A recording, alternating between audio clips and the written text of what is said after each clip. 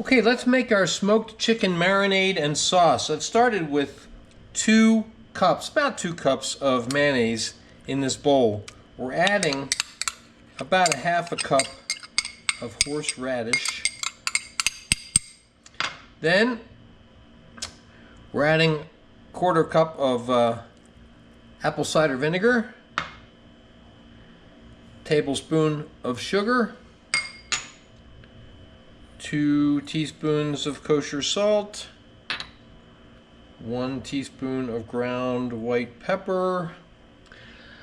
The notes call for about a tablespoon of garlic that's either been minced or pressed. This may be a little bit more than that because in my opinion you can never have too much garlic. And then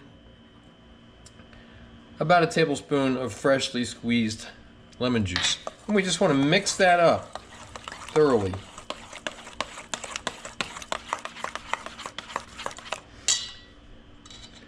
All right, let's taste it. Nice. Has a slight tang from the vinegar and the lemon juice. You can taste the garlic a bit, and it has a nice, smooth, mayonnaise-y texture.